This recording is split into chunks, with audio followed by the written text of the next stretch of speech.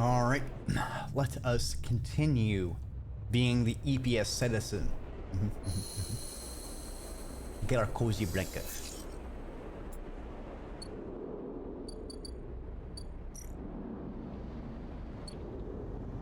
Okay. Let's see, we've got some haxing to do. Hack. Ah, no! Jaybird, I can't believe you've done this to me. You monster.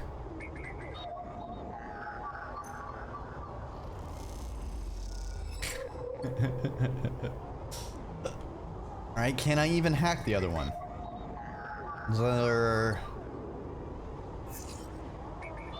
There we go. Sucks to burn a 6 on that with 2 other low rolls. Stuck around just to do that. Mean to me. Can't believe you do this to me. You wouldn't download a Flux node. Watch me!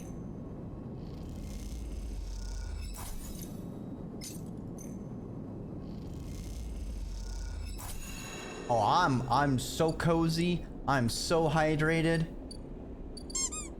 Ah. I'm about to be even more hydrated.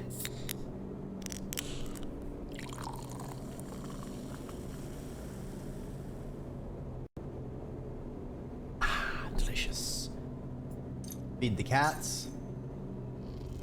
Ah! Why are you throwing all those slumps at me? Mean to me. Mean to me! Alright, let's turn this into a ship mind. It has so much money, honestly. I'm just gonna kind of hold on to this ship mind.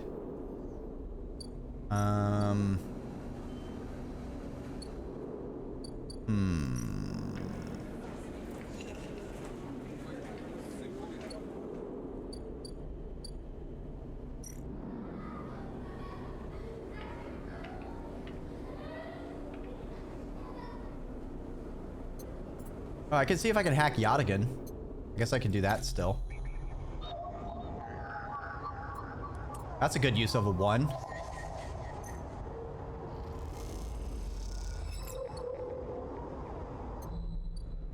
Damn, we have so much stabilizer.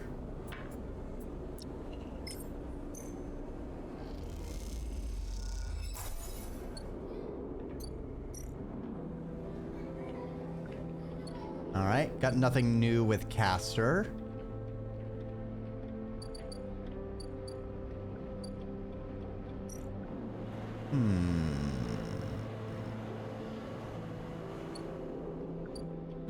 Have a good EP sleep, Jaybird. Thanks for stopping on by. Not much we can do with a 2. I'm just gonna try and get some spores. Nice, nice. Take some stabilizer. And rest.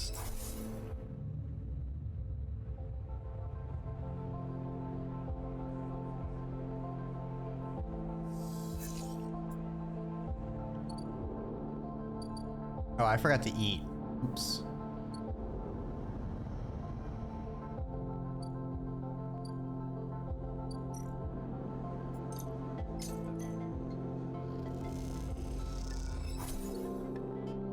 Shit.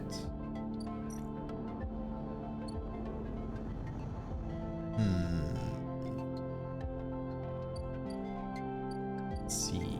Let's help with the preservation.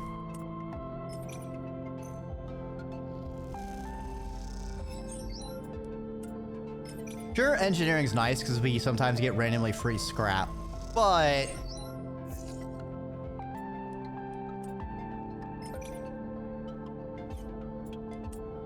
I think this is better. Actually, we'll do this, and then next cycle, I think we can get 1 off to finish that.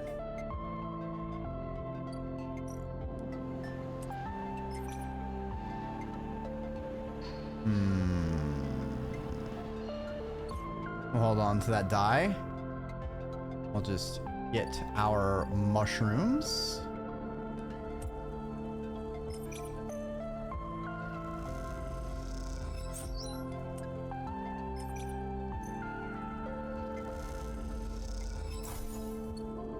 Nice, nice. End the cycle.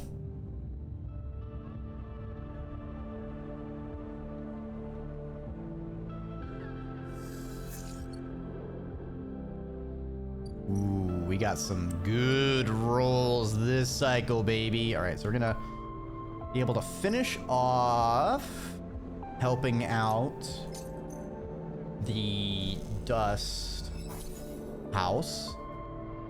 Not really a greenhouse, it's more of a desert house. And we can maybe finish the shipment thing.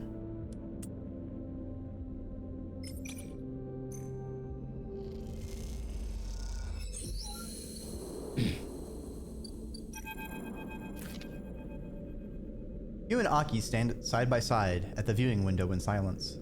The dust swirls, and you glimpse the twisted root systems of the steppe silk through the ochre haze. After all these cycles, you feel a strange connection to a world on which you have never set foot. Aki shifts from foot to foot. Seems restless, eager to speak, but unsure of what to say. We did it. Aki smiles at you warmly. We did. She pauses and turns back to the window. What's the value of all this? She asks suddenly. Of preserving a world we have left behind. Conservation. Aki is silent for a moment. These creatures should be protected, yes. But for us, their conservation is conditional. We keep them alive because we need to use them. I can't pretend we are conservators when we harvest as much as we are able. Aki paces away, lost in thought. I'm grateful to you for helping protect the dust houses, for ensuring their slide into decay is delayed, even averted. Now I find myself at an impasse. Oh, thank you for the headpads. The stability of the dust houses changes things. Makes me aware of how blinkered we have been. Aki stops to look at you, her posture somehow different. If the ecosystems of steppe, if its people cannot grow to meet the future, why preserve it?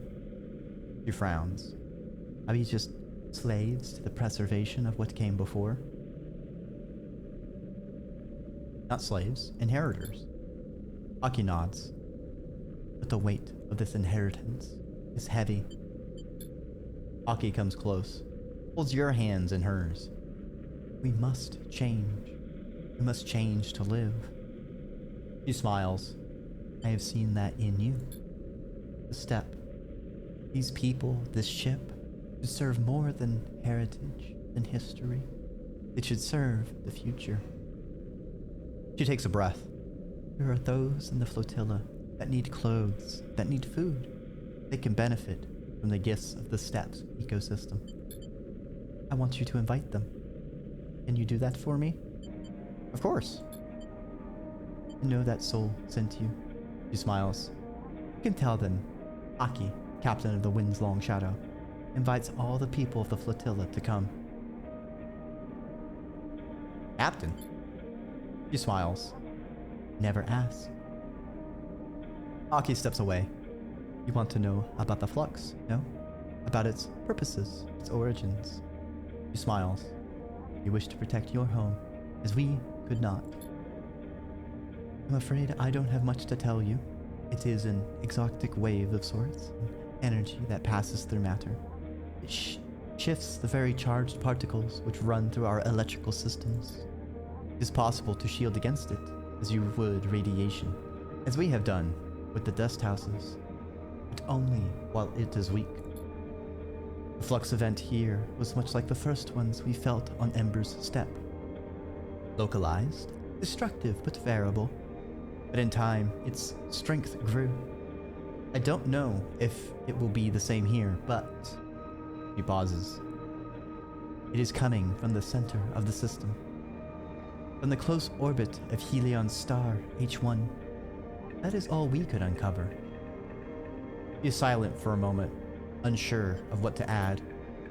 I'm sorry, I cannot offer more. But you are always welcome on this ship. She smiles. I hope I will see you when the others come. She squeezes both of your hands. I hope this ship, these dust houses, can be more than a museum. I hope they can be a home. With this, she turns and leaves. You feel that the word home resonating within you like a struck bell.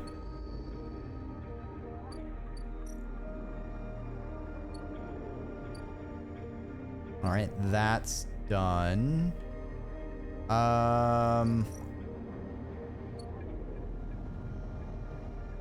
What was I gonna use my others for?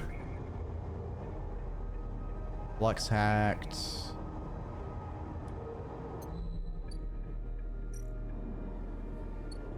Can't do anything with caster. Feed the kibties.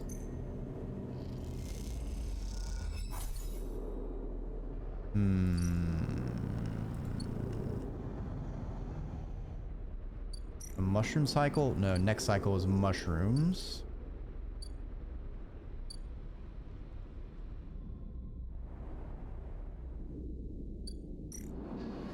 So we might as well as finish this out.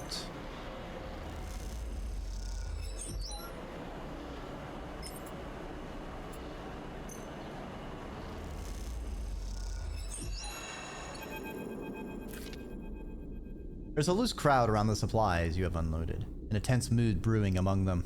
You sit nearby, on the edge of the shuttle's docking tunnel, resting.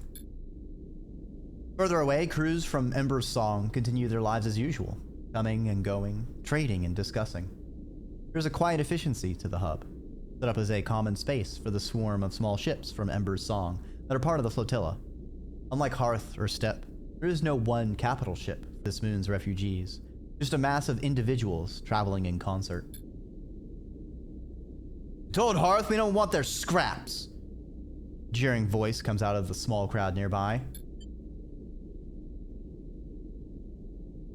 You turn to see a gaunt, pale man, wearing the industrial work gear you've seen many of the Song refugees wearing. You hear me? Ah, Pater. These supplies are to help. He smirks. How noble of you. Coming out here to help us singers.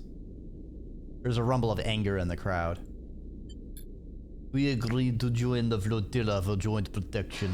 We did not agree to Ember Hearts using the flotilla to secure their control of the moons. Realize Peter is addressing the crowd as much as he is addressing you. With the cordon down, our crews are more than able to acquire what is needed from the Eye. It is owed to us as restitution for keeping us restrained. He pats one of the crates you unloaded. What we need, we will take. Soul wants to cooperate. Soul is a farmer. Even the people of Song know that he was simply the sole survivor of Hearth's leadership. His authority means nothing. Petir looks at the crowd. I think they can buy us, but we'll remember the past. Rumble of agreement runs through the crowd. He smiles at them. Take the supplies if you wish, of course. We are not wasteful. Petir approaches you directly. The crowd tentatively moves forward. By the time he reaches you, they're already dragging away crates and distributing the contents. I am not one for shooting the messenger, sleeper, says Peter as he approaches. But we cannot concede to Hearth here. Not for a moment. I don't understand. I can see that. Peter sits beside you on the docking tunnel's lip. What was your plan, sleeper? Unload the supplies and wait for someone to start throwing them back at you? He nods at the crowd, rifling through the crates. Because that was what was about to happen. Not sure about that. Peter shrugs. What do you think happened to the crew of this shuttle? He shakes his head. They were chased out of this place. Why do they hate Hearth? We? Peter says with emphasis. Do not hate Hearth. We simply do not trust them. Do you know anything about Ember's moons, Sleeper? Or were you planning to wander into this flotilla, totally blind? An objective outsider offering help? He rolls his eyes. I know a little. A little is the same as nothing. I'm going to assume you know the basics. Gas giant Ember has 7 moons. 3 biggest are Ember's Step, Ember's Song, and Ember's Heart. He winks. We can cover the 3 sisters next session. Step was the first to be settled. The contract old Solheim gave to the terraformers cyber systems when they first claimed the Helion system. That's way back when. Step was a testing ground. Like most testing grounds, it didn't turn out so too well. Partial atmosphere slowly sloughing off each orbit, dysfunctional ecosystem, and a whole load of dust-clogged settlers.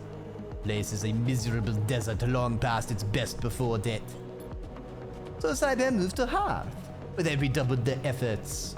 The subsurface ocean and some balmy tidal heating helped, allowing them to build a real atmosphere, real habitable world. In fact, the typical Hearth colonist won't ever let you forget. How did Cyber achieve such a thing, you might wonder? Well, that's where we come in.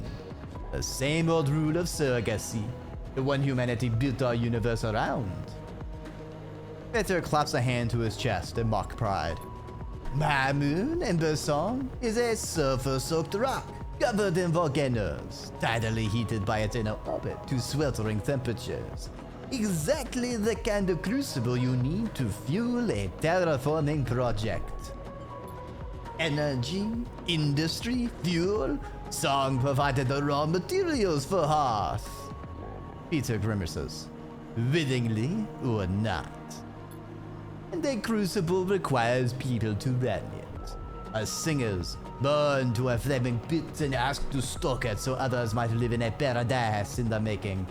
That is what we had to endure, until Solheim brought everything down. Peter rattles off this speech from memory. Wonder how many times he has delivered it. No Solheim, no contract. No contract, no Cybele, and no Cybele meant 3 moons, suddenly independent.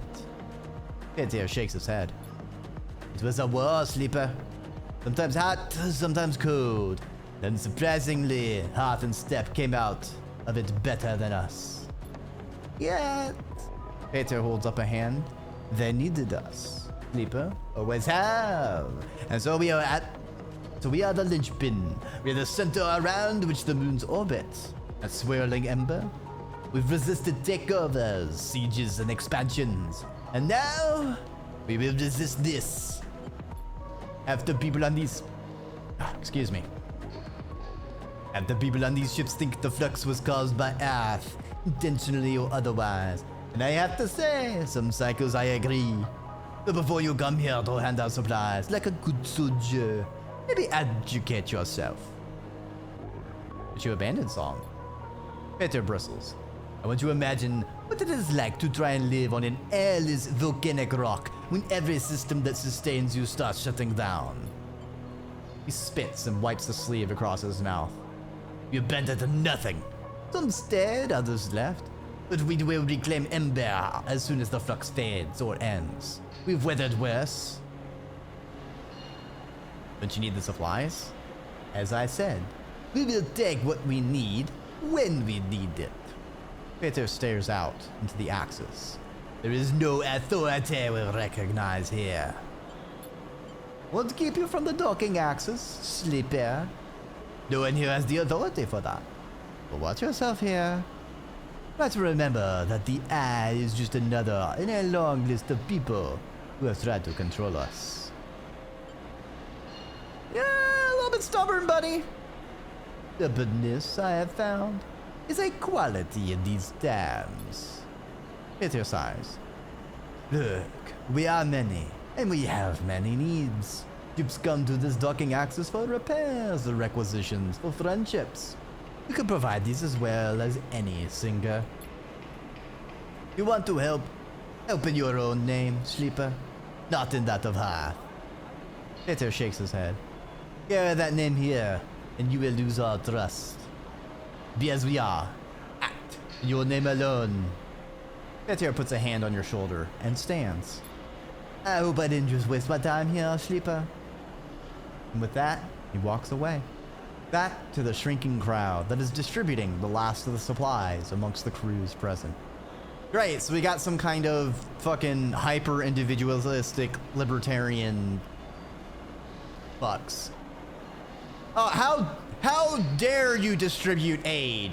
We're just going to take what we want anyway, and fuck you. Deal with it.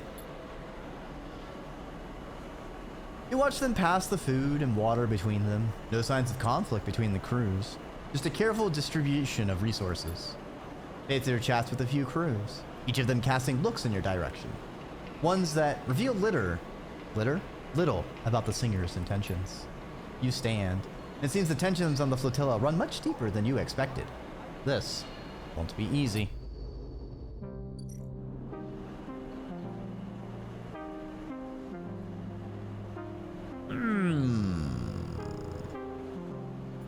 Oh, okay. Well, that's easy. This is why we keep random items on hand, chat. It's too fucking easy. I am amazing. As you cross the axis, looking for a shuttle to take you back to the ruined cordon, you spot Peter, standing at the edge of the central hub. So think about the way he's leaning against the rail, looking down across the axis and towards the blinking lights of the flotilla beyond. Makes you pause. He is completely still, his head drooping low, and his shoulders hunched high. Kept a random ship mind around for a third of the game. This is actually the second time having a ship mind on hand came in clutch. The first time was when I found my AI buddy, which actually, like, I didn't even find the place to sell ship mines until pretty late. So like I just made the ship mind and I'm just like, all right, I did this. I don't know what for, but I definitely did it.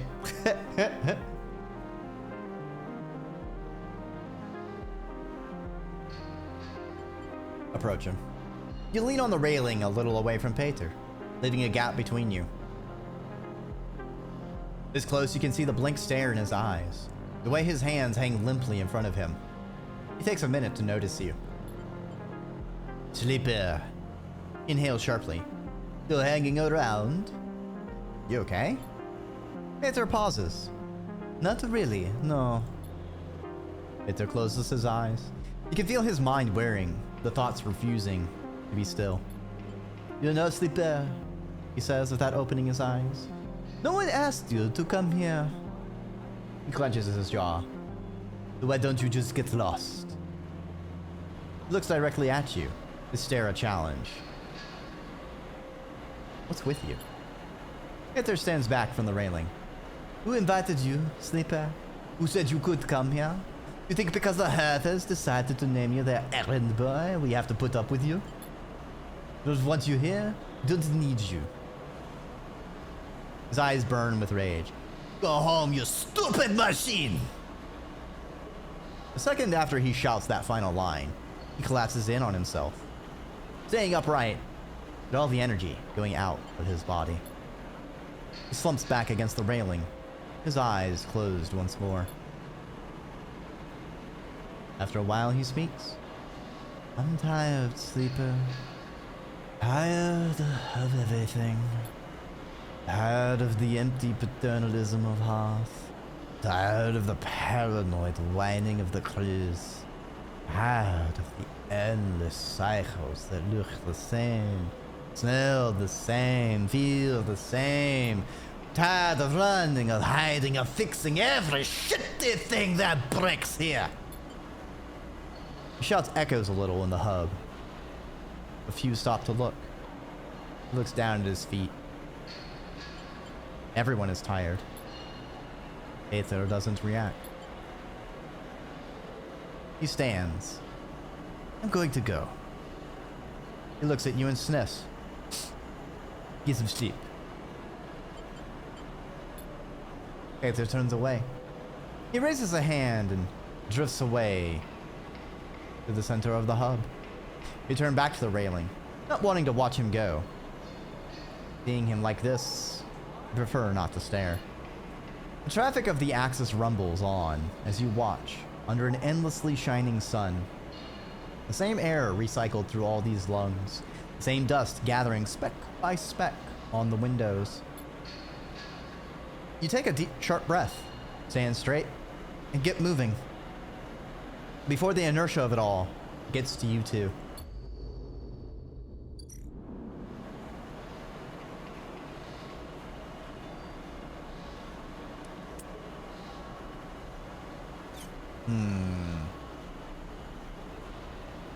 Okay.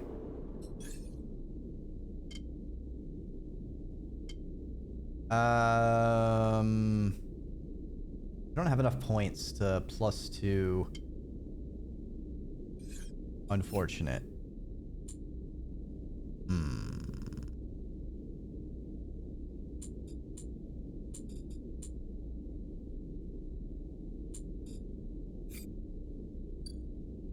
I guess we won't be able to do that, so try to help. Nice, rolled into a 5.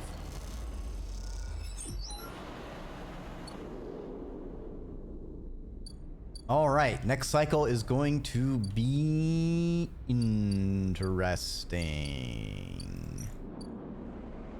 End the cycle. All right, we got mushrooms to take care of. We're gonna have the next stage of the flux event.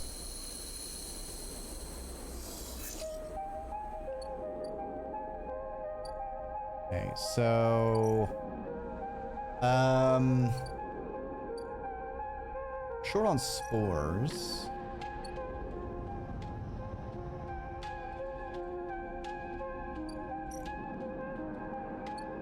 That is out.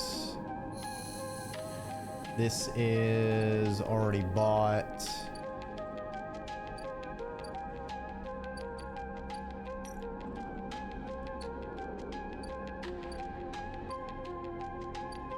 Okay, we need to get our food from Emphasis.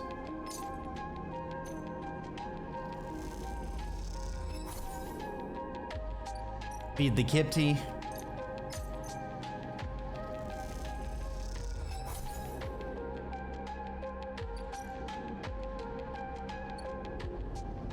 And let's do Peak first,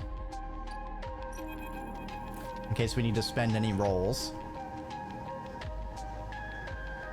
Have you heard of Con Channel, Sleeper? Peak asks as soon as you enter the bay, as if you're in the middle of a conversation. There are heavy circles under their eyes. Weren't sure if they've moved since you last visited. The console they're working at seems to have grown too, shadowing their slight frame at a wealth of screens and wires. On? You mean for transit? Yes, exactly. Peak turns to face you. Geomani's active negation. Name of the effect used to transport trillions of tons of materials from the surrogate systems to the core. And I've heard it in your physics classes. At XPR, they hammered the principles into us as kids. Con. Peak recites the definition as if in a classroom. Process of collapsing spatial causality along the Euclidean distance between 2 points by negating mass simultaneously at both ends of a geodesic curve. Essentially, Con channels allow for the near instantaneous transport of raw materials between systems. They require huge volumes of energy, of course, and decades of construction. Once a Con channel is established, it opens up a system for infinite exploitation. Backbone of surrogacy is what XPR called them. Peak shakes their head. And I'd be able to send anything more complex than a rock through them. Complex machines and people are, shall we say, reconfigured in the process. But for raw molecularity pure materials, Peak flicks a hand. Whoosh. Where is this going? Peak pauses. What I was trying to find out was whether the Helion system, this system, ever had a Con channel. Con channels are vastly expensive to build, run. Not every surrogate system has one. Many use fraction drive ships to transport the materials to the nearest hub. But Solheim, Peak smiles. Solheim spared no expense when they established the system. There's a Con channel? Yep. Peak's eyes light up. They shut it down before the collapse. They couldn't run the sender receiver station anymore. But it was there. Still is, as far as I can tell, closely orbiting our star. In fact, Beak grins. They've been building to this. I'm sure it's still there, because one of the issues with con channels are the massive waves of exotic energy they can produce when cycling up. The flux. Exactly. Peak's face suddenly drops. Someone is starting up the channel. Ooh.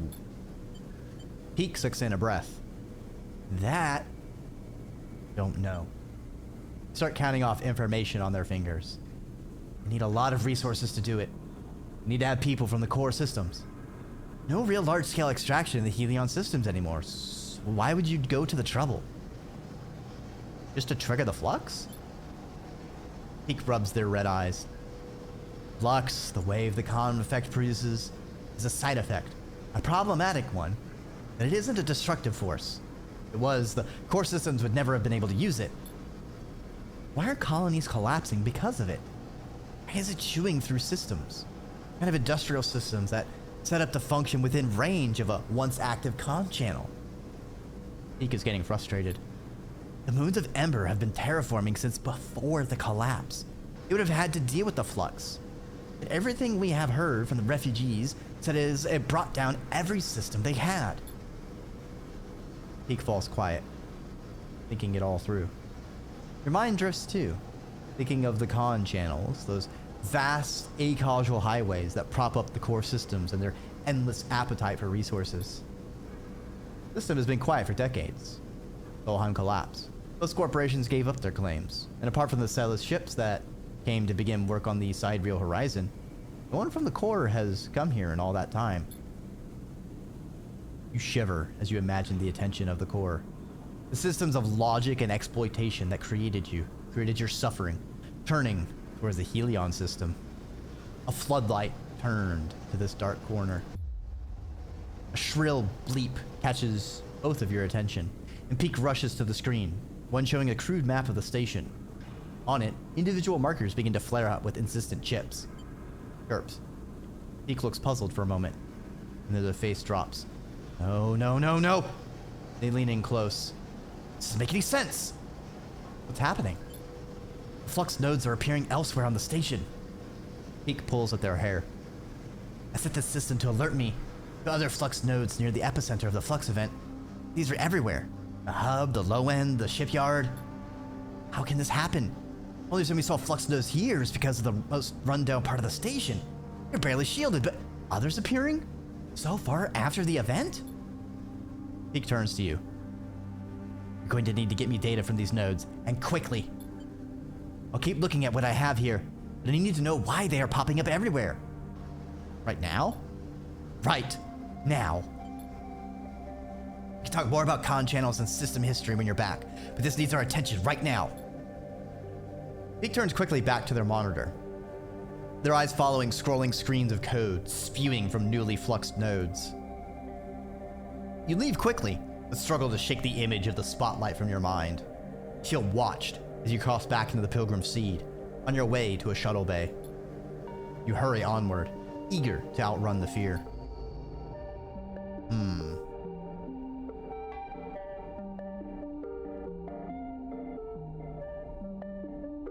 I wonder.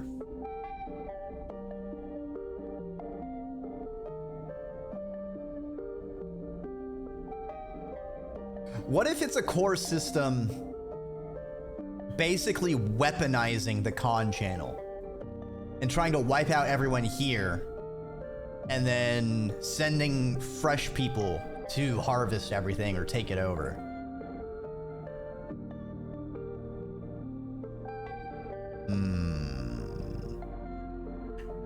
Or maybe we're just a test bed, an experiment.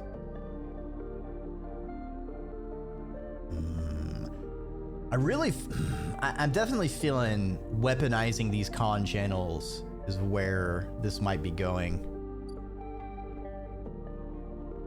I don't know why this game weaves all these webs of exploitation, the abstract for a while, and yeah.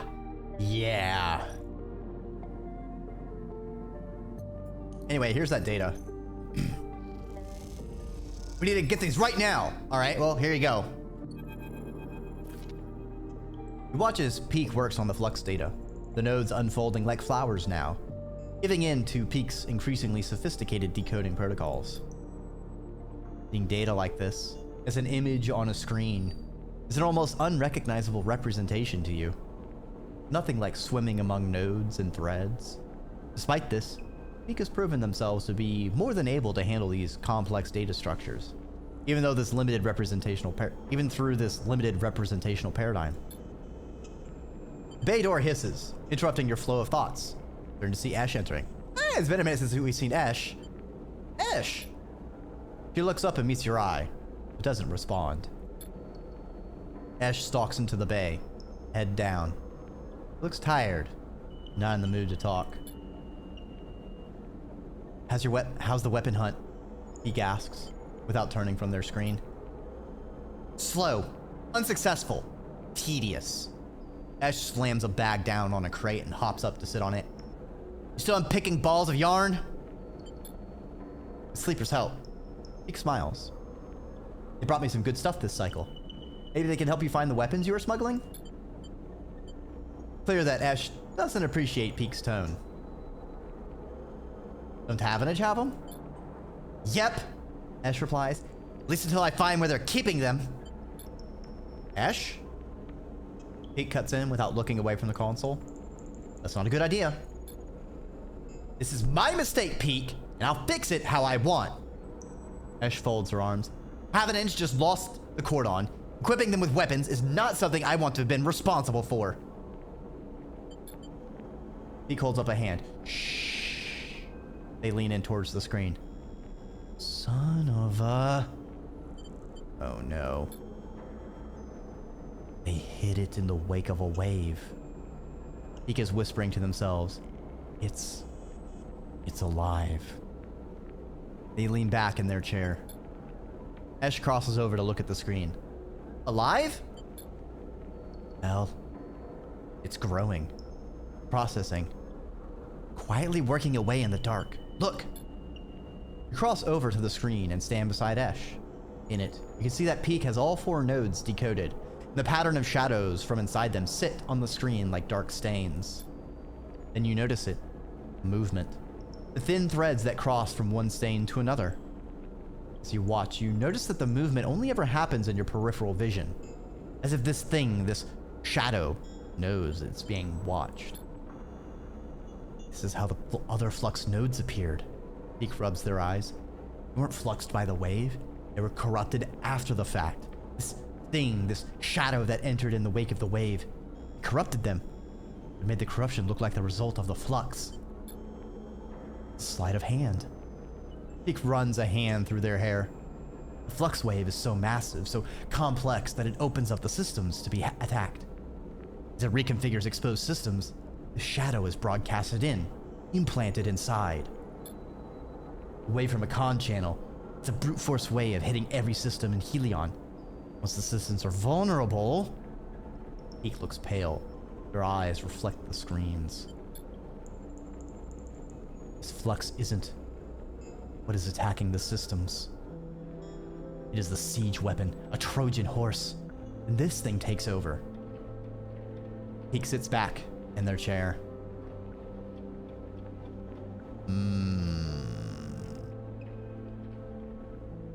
Disguising an attack. Basically doing a DDoS, kicking over a whole bunch of systems, tripping a bunch of alarms, overwhelming people's detection systems, but slipping in your actual virus amidst all the noise. A highly sophisticated virus, able to avoid detection.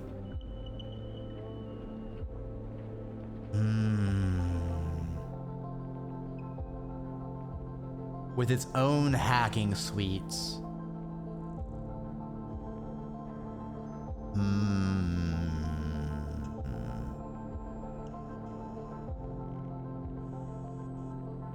Definitely looks like a weapon one of the Corpos are deploying. Question is, are we a test bed? Or are they trying to do something specific with this system?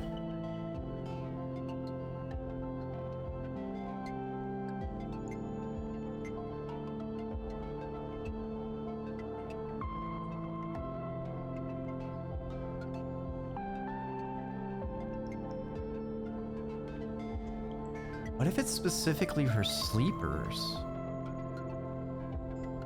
So we've heard about a bunch of sleepers coming to hear the eye.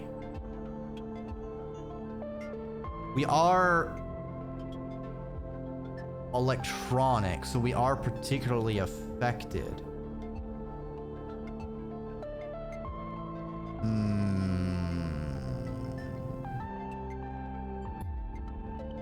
And it's already on the eye. Wait. Ash rubs her forehead. You telling me there's a con channel in this system? Shit. Peek isn't listening. This is bad. We have to take this to someone. Peek looks desperately at you.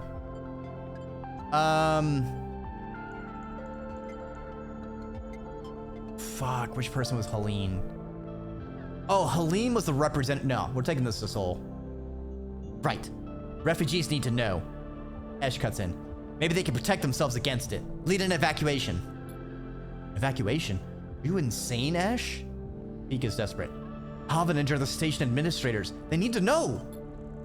The argument rages between them. As you watch them shouting, you feel sick. After a while, they stop. Running out of things to say, an unsettling silence descends on the bay. I need more time, Peek says quietly. I need to look at solutions, try to build a case, collate the evidence. You messed this up? They look down at their hands. Ash goes to speak, and then thinks better of it. Not a word, sleeper. Peek meets your eye. Don't tell anyone until they are ready. They sigh. With the tension among the refugees, Seoul won't be ready to hear this, and Helene and Havanage are still mired in some kind of crisis. Tell Havanage they're likely to react badly. If we tell Seoul, I doubt he'll take it well either. We can calm the situation of the flotilla, then we can choose. You're too twisted up in this, Peek, Ash says quietly. This is not our place. You don't owe... Stop. Ash. Peek slumps in their chair. Stop. You leave them like that, exhausted and troubled, and head back out into the Pilgrim Seed. When you close your eyes, you think of those shadows, that movement at the edge of your vision, something dark, growing in the station like a parasite. You feel sick. Your vision blurs. What comes next? You stop in a corridor and take a breath, putting a hand on a rumbling metal wall. For now, the eye keeps spinning. For now.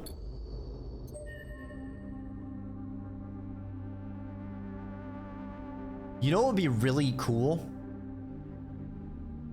If we get a callback to our previous decision where we kept Killer alive, the Killer AI, and if we can somehow get a choice to redirect Killer to excise this thing that has infected the eye. I think that'd be pretty sick.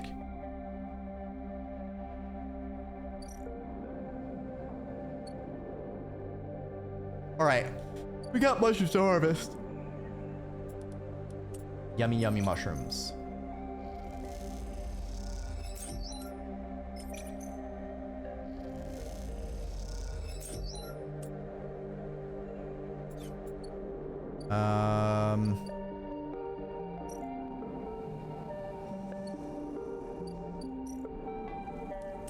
Need some more spores.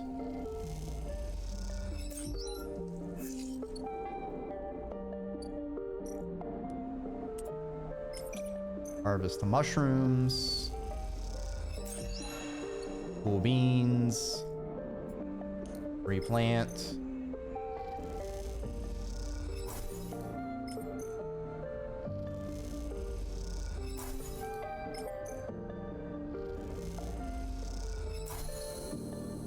Good shit. Oh, weird. We didn't get any of the caps. That's okay. We have plenty of stabilizer.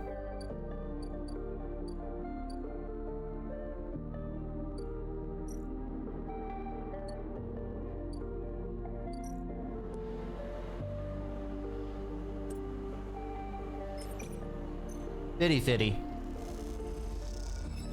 Ow. Alright. I guess we'll just eat the negative energy. I think we got something over at the bar. Next cycle, we'll have the first batch. Okay.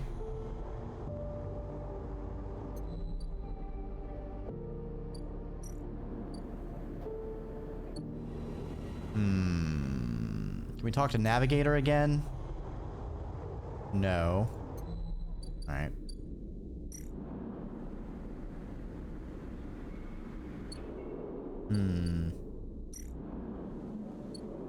Place to sleep. Space bar.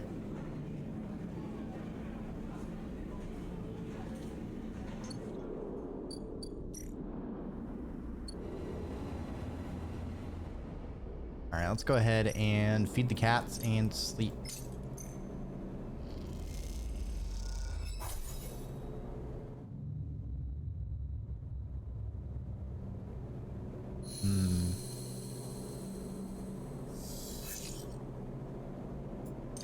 Alright, feed the cats before we leave.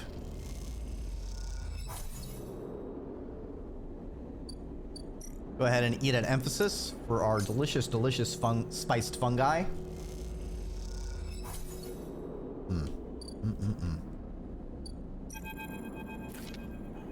Kala comes to you one shift when the bar is empty, tapping you on the shoulder as you clean the bar. He is ready. He's grinning from ear to ear. Can I try? Obviously. She grabs you by the arm before you can ask anything else and drags you into the back room. Hey, yo. The smell hits you immediately when you enter. A cocktail of rich fermentation and chemical sharpness. The room is warm and bright now, the newly installed lights making the place look clean, whether it is or not. Dala has already pulled up a couple of stools around a metal crate. 2 glasses with a few fingers of pale grill sit inside, waiting. She smiles. I haven't even tried it yet. You see she's nervous. You both sit at the makeshift table, slight strangeness of the situation making you both jumpy. Kala hands you a glass. Cheers, he says solemnly, knocks the glass back. You do the same. First sensation is burning, sharp, nose-clearing blast of alcohol that has your brain querying whether you would like to activate safe mode.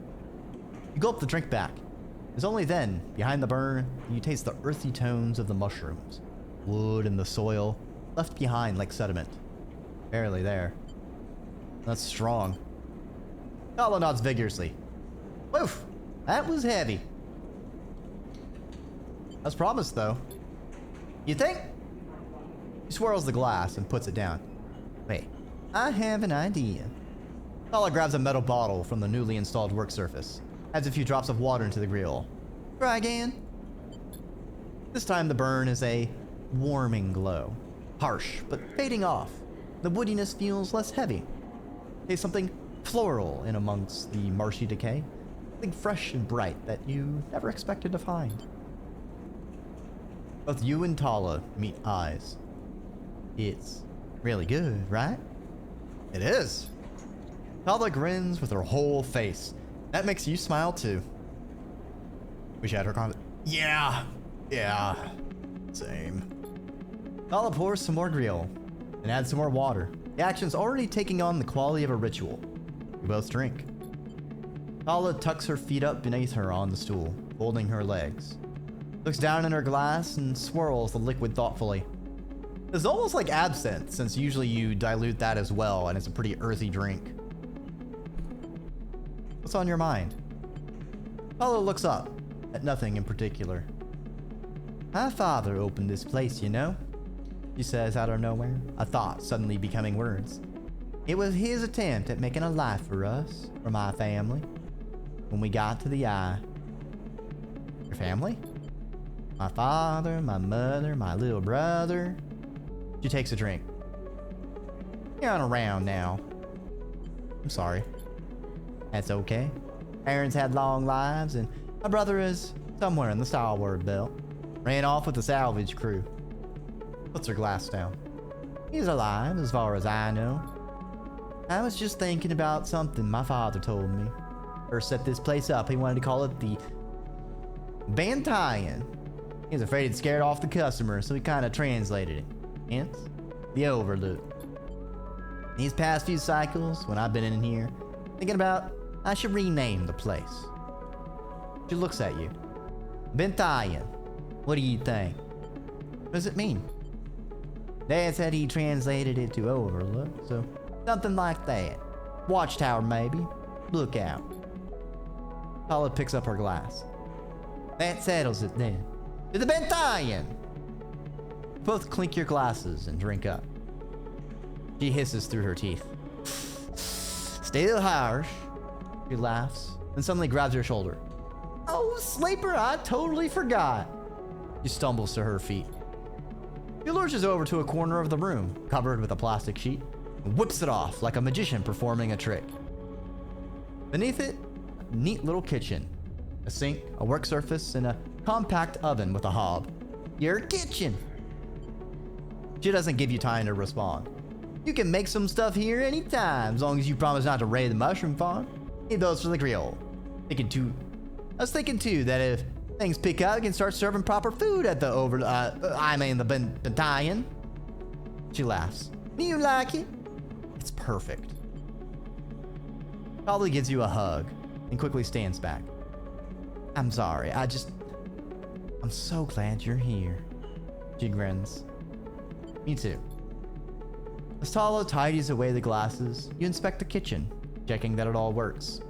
It's small and salvaged, but after what you've had to put up with, it feels like a dream come true. Later, when she's done for the day, Tala comes back to the bar. You share a glass of the good Griot, one she didn't distill. This time, talk about nothing in particular. Sharing stories about regulars, or discussing the best place to eat on the Eye. Which, after everything that has happened, feels like a nice change of pace. When it comes time to leave, you promise to cook for Tala. And agree to let her know which shifts you'll be working in the coming cycles. Then slip out into the cool of the rotunda. And in this moment, you feel, for once, at home. Nice.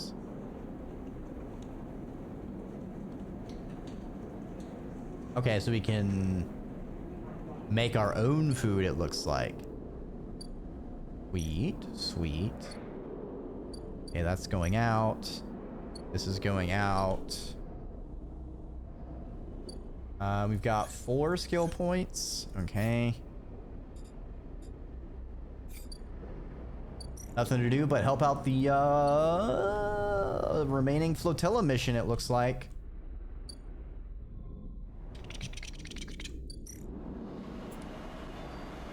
Access assistance.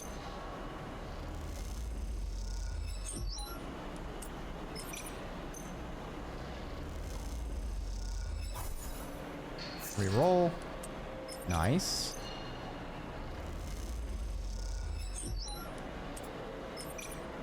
Fitty. Flip that coin, baby. Ow. You know what? Honestly, I should have used it to get mushroom spores. Oh well.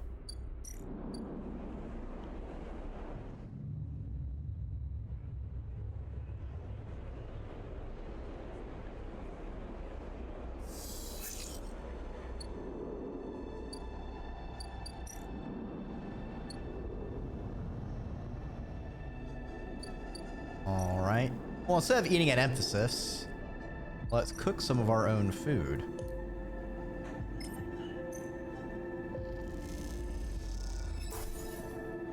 Nice.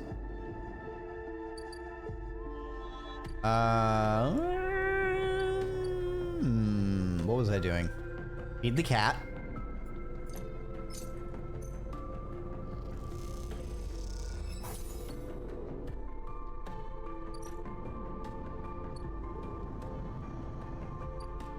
What did Sunbathe do again?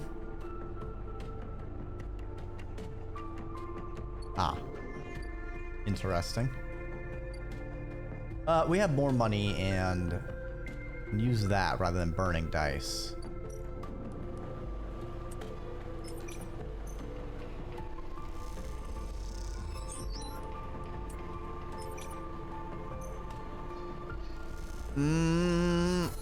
Yes! Never punished. Sleeper. Peter calls to you as you cross the axis, standing by the same railing as you saw him last time, and he beckons you over. I've been hearing things. He gives you a sidelong look. Stay silent. Peter smiles. Don't be so nervous. He rubs his hands together nervously. You wait for him to speak. You know, on song, I was a teacher. He glances at you, anticipating a response. Really? Peter sighs. Don't sound so surprised. Mechanical engineering. It's an essential subject on the moon, where a single mechanical failure could mean the deaths of hundreds. He looks at the ground. The heat, the atmosphere, the radiation, all of it is hostile to us. Our students knew this.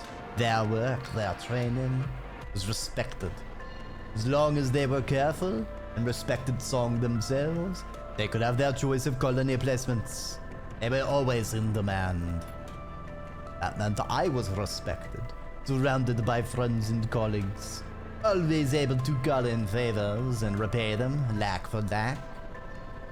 He frowns. Song colonies are small, close-knit. We look after our own.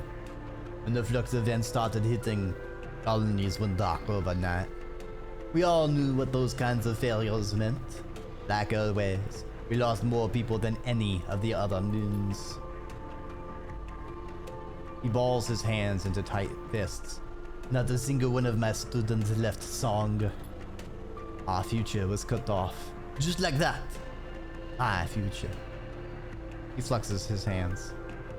What am I out here? What use am I? Song is a fading memory, and the systems we built there are useless outside its orbit. How am I supposed to move on from here? He looks at you, eyes steely gray and glinting. Find someone to teach? I know a mechanic guy that could learn a thing or two if you really want to do some edumacating. Peter pauses, thinking. You don't give up, do you, sleeper? You just keep going. Peter shakes his head. You remind me of a student of mine. One who entered the program from one of these smaller colonies. They didn't have the advantages of some of the others, but they were stubborn. Stubborn as hell. To be honest, he has the oration of a teacher. At the end of the program, they were the most skilled of their peers. They didn't get the best assignments. Maybe because they didn't spend much time making the kind of connections that would help you get there. That's a fucking mood. But that didn't matter. Because I knew they would make the best of anything they set themselves to. Peter is smiling now, buoyed up by a memory. Fingers are stubborn, sleeper. We aren't going to change easily. We won't forgive easily, or take help easily. We'll hold strong. You can count on us for that. Peter stands from the railing. When you say soul again, you can tell him that. You can tell him that the crews of the Ember's Song operate. Tell him we will resist. If that means resisting Hearth's imperialist ambitions, so be it. If it means resisting the flux, so be it. And if it means to, as you have, help others resist those same pressures, so be it. Peter smiles. And then, tell him to leave us alone. He turns, his steps lighter, and heads off towards the center of the Axis' hub. Alright, 3 for 3, baby. When you arrive at the bridge of the Pilgrim Seed, Soul is waiting for you. You wouldn't believe the messages that have come through in the past few cycles, sleeper. He smiles. The ship from Steppe has sent a goodwill gesture, a whole cache of supplies from their own farms. He smiles. Not sure how we'll use them, but the gesture is a welcome one. Here's Johnny with the CDs. But what you got on there, Johnny? Got a fresh mixtape? Hello. I hope you had some good games over in the Marvels. I know streaming is hard work, and those competitive games can really be exhausting. But if you need a raid and run that's no scale off of my tail, if you're coming over from Johnny's place and you forgot to follow them, let me make it easy for you to fix that mistake. I clicked a button, now all you have to do is click a button. Johnny, at the very least, I hope you can now kick back, relax, leave a piss, take a water, grab some snacks, wiggle it out. Do it all at the same time. Actually, maybe don't do it all at the same time, because it's gonna be a huge mess, and I'm not gonna clean that up. All right. I am going to hydrate. Ah, delicious. Now, if you don't know me, I am Dreki or Draconic Serpent, Flightless Dragon, or simply Web on the internet. We are playing Citizen Sleeper. Oh, thank you for your headbats. I'm pretty sure we're in the end game. So if you like sci-fi story games that make really good use of dice, this is a hell of an amazing game. Wonderful, wonderful characters and stories. Otherwise, feel free to kick back and dig in, because we just finished a bit of an arc, and I think we're going to be advancing into the next phase of it shortly. Excuse me, I'm all burped up on a Friday night. So, Song, meanwhile, are apparently accepting supplies again. A little reticently, if I may say so. Soul smiles. Don't expect them to change anytime soon. It should be said. But I'm wondering, Sleeper, what part you had in all this?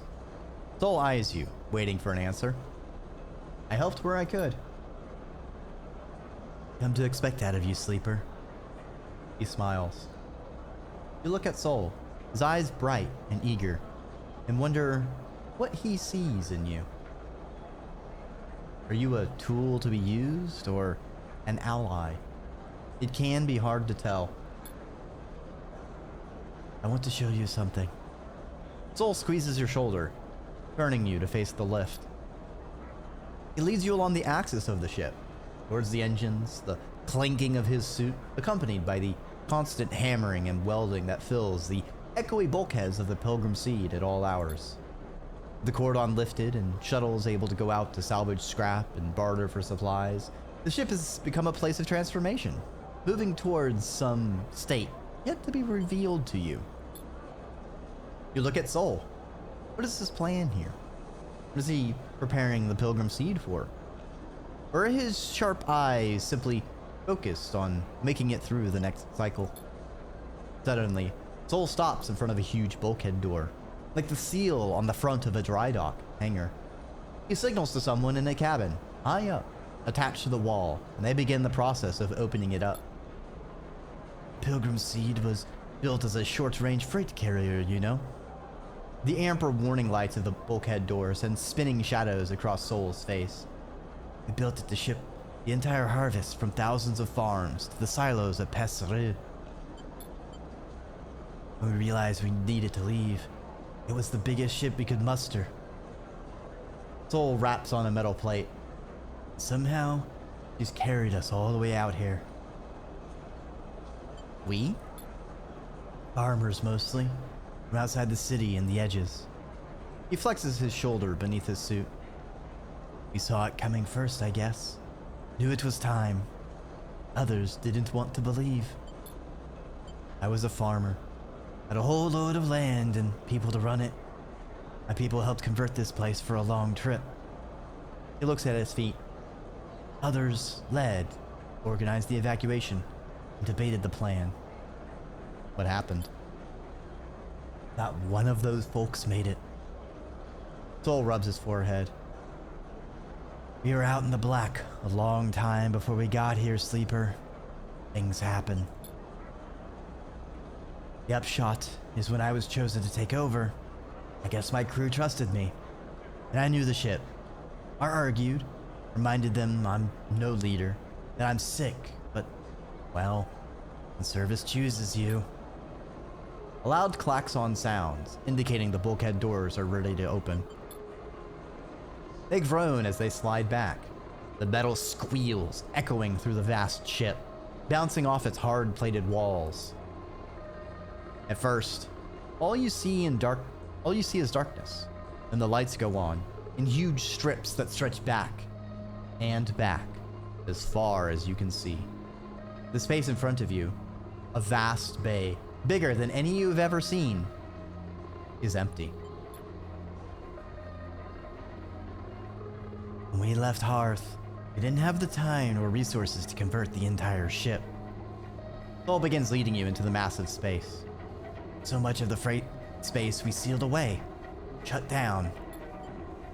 But now, we have time, we have resources. We stabilized here, at least for the moment. Sol turns to you. Now, the time we make use of all this. What are you planning? What do you think happens next for the Eye, Sleeper? Sol slides. The flux has already hit one part of the station. But what I know, it'll hit again. On Hearth, we lost everything. There isn't much time, Sleeper. There is enough time to do something. Think of the number of people we can fit on here. The farming stacks, the housing. Hell, we could plant some of those mushrooms you love so much. This is the way forward. The only way. We need to fill this ship with able bodies and head for the starboard belt. I thought the Eye was your destination. It was, until the flux hit here. Now, just another stop. I'm glad of the chance to resupply and salvage, but we need to go further out. I want you to help me. You know the Eye, you have connections. You can work hard. I've seen it. Soul meets your eyes. I know you're like me, Sleeper. You didn't choose service, but it chose you. Can this work? It has to, Sleeper. If there's nothing else. I know it's a lot to think about, Sleeper. Trust me. Soul begins to lead you back out of the bay. But think of what we can do here. The flotilla can't last forever. We need more than just farmers to make this work. We need to build a new world for ourselves. I've heard that out there in the belt there are people who've been setting up since the collapse, making something out of their own. That's our future, tucked away in those rocks, far from all of this. Soul sighs. I didn't bring my people here just to let them die somewhere new. Soul crosses back over the threshold of the bay and signals for the operator to close it up. The door groans, and Soul waits for it to stop. Think about it, Sleeper. Soul claps an arm on your back. Don't wait too long. This is happening soon. And he leaves you there, in the silence of this vast bay, your head spinning with the thought of leaving the Eye.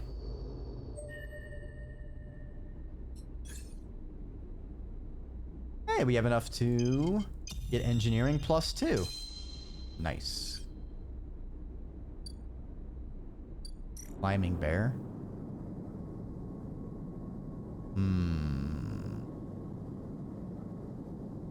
Final episode will begin when the clock is... Okay, so we got 2 cycles. Leave the Eye or stay. I see, I see.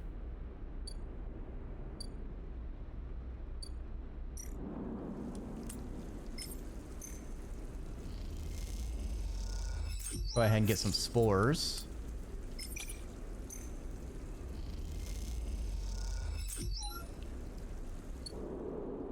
Cool beans. And the cycle.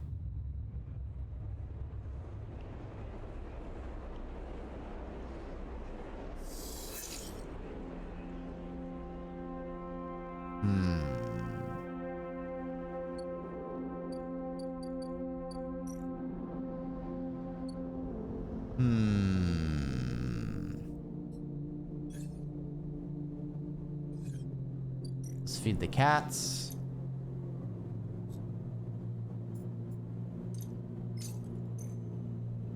I like how we even get a discount on this. Very silly. Sure, we can hack her mans, but what's the point?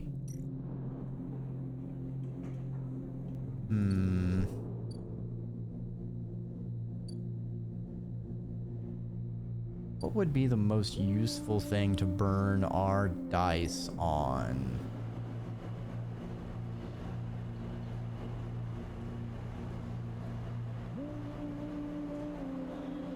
Steal shipments.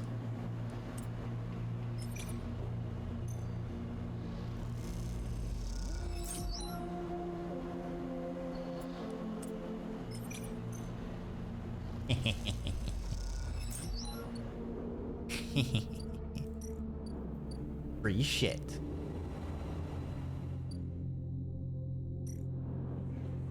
I haven't eaten at the Gimbal Lounge. Why not? Do it at least once.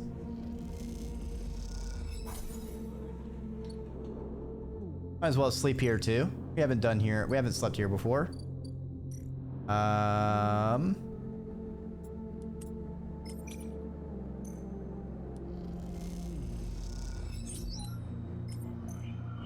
Help out Moritz.